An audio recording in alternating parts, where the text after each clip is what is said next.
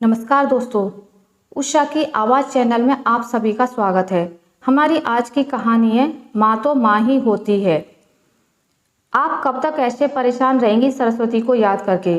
अब मत सोचा करिए वो सब आप, नहीं तो फिर आपकी तबीयत खराब हो जाएगी। जाइए पड़ोस में हो आइए, आपका मन बहल जाएगा। मैं आपके कपड़े निकाल देती हूँ। कहिए तो मैं भी आपके साथ चलूँ? ठीक है शिखा बहू, कहकर रमा अतीत में खोती चली गई। अब तो 25 साल हो गए इस बुरे समय को घटे हुए। 3 बेटों के बाद एक बेटी हुई। सब बड़े ही खुश हुए। बेटी घर पर ही बिना किसी तकलीफ के अपने आप ही नॉर्मल डिलीवरी से हो गई। बच्ची को देखते ही कमरे में मौजूद महिलाएं चौंक गई। रमा का तो रो रो कर बुरा हाल था। उसने तुरंत सबसे हाथ जोड़कर विनती की कि कृपया इस बात को इस कमरे से बाहर न जाने दें। रमा और उसकी देवरानी दोनों की कड़ी निगरानी में बच्ची पलने लगी। उसका नाम सरस्वती रखा। इसका भी कारण था। सरस्वती की बोली इतनी मधुर थी कि बार बार उसकी बोली सुनने का मन करता रहता था। और गाना तो वह इतना मीठा गाती थी कि वो सुनने वाला अक्सर मंत्रमुग्ध हो जाता था। वह अक्सर गाया करती, तू कितनी अच्छी है, तू कितनी भोली है, प्यारी प्यारी है ओ माँ, और अपनी माँ की पीठ पर लटक जाती। रमा भी भाव विभोर हो जाती। ऐसे ही समय बीतने लगा। सरस्वती 8वीं कक्षा में पढ़ने लगी। अब उसकी शारीरिक कमियों की तरफ उसकी सहेलियों का ध्यान जाने लगा और आपस में कानाफूसी भी होने लगी।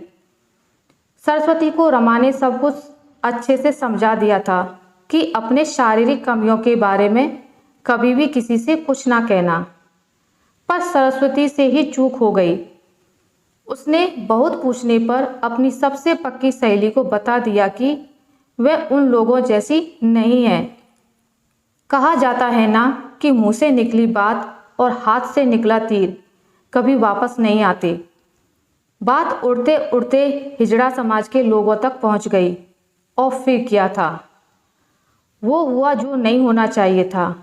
वह लोग बहुत सारी संख्या में आए और जब सरस्वती को ले जाने लगे तब बड़ा ही हृदय विदारक दृश्य था। पूरे मोहल्ले में सब दुखी थे। सभी उन लोगों से विनती करते रहे कि सरस्वती को मत ले जाओ, पर वो ना माने।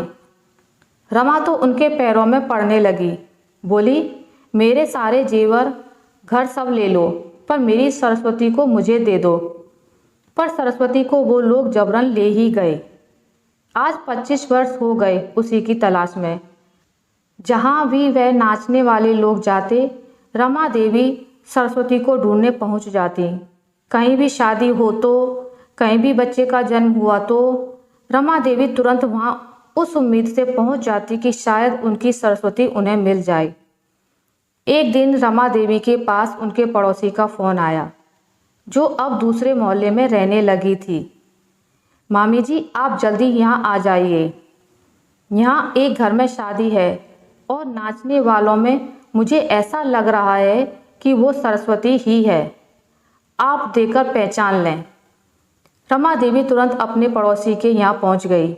उन्होंने देखा और झट से अपनी सरस्वती को पहचान गई, पर एकदम से वो भी कुछ कह ना सकी। सब नाच गा रहे थे, पर वो चुप बैठी थी। रमा देवी ने कहा, बेटी तुम भी कुछ सुनाओ, पर वो कुछ ना बोली। बस उसकी आंखों से आंसू गिरने लगे। तब रमा देवी ने पूछा, बेटी तुम रो क्यों रही हो? उसके अन्य साथियों में से एक ने कहा, इस बेला का तो इस काम में मन नहीं लगता। पढ़ने लिखने में बहुत लगता है। बहुत अच्छे स्वभाव की है। हम सबका बहुत ख्याल रखती है, इसलिए हम इसे ये सब करने के लिए जोर नहीं देते। हम अपनी मालकिन को भी कुछ नहीं बताते, नहीं तो वो इससे ये सब जरूर करवाएगी। रमा देवी ने उसे अपने पास बुलाया। बेला बेटी इधर आओ। रमा देवी के पास आकर बैठी तो रमा देवी उसकी पीठ पर हाथ फेरने लगी और बोली, सरस्वती मेरी बच्ची, अपनी माँ को नहीं पहचान पाई? सरस्वती तुरंत अपनी माँ के गले लग रुंधे गले से बोली, माँ, मैंने आपको देखते ही पहचान लिया था, पर सबके सामने चुप थी कि आपको कोई कुछ ना कहे। नहीं मेरी बच्ची, माँ को बस अपने बच्चों की फिक्र होती है, किसी के कुछ कहने सुनने की नहीं। आज कितने वर्षों बाद मुझे मेरी बेटी मिली है। कहाँ कहाँ नहीं ढूंढा तुझे, कहाँ चली गई थी मेरी बच्ची? कैसी है तू? अब चल तू मेरे साथ। अब नहीं जाने दूंगी। सरस्वती को अपने सीने से चिपकाए रमा देवी रोती रही। अब तक सबको बात समझ में आ गई थी। सरस्वती ने कहा, माँ, मेरा अब वापस आना संभव नहीं है, लेकिन माँ, ये सब मेरा बहुत ख्याल रखते हैं। ये सब बहुत अच्छे हैं। ये सब किसी न किसी कारण से अपने घर के बिछड़े हैं। सब मेरा दर्द समझते हैं। अब मैं आपसे मिलने आया करूँगी। घर में सब कैसे हैं? मेरे भाई लोग मुझे याद करते हैं या नहीं? सब तुझे याद करते हैं बेटी, तू घर चल तो एक बार। रमा देवी सरस्वती को अपने से कसकर चिपटाए रोए जा रही थी। सरस्वती अपने साथियों की तरफ याचना भरी नजरों से देख रही थी। तभी उनमें से एक ने कहा, चल सब चलते हैं बेला, बहुत दिनों बाद माँ मिली है, चल माँ के घर चलते हैं।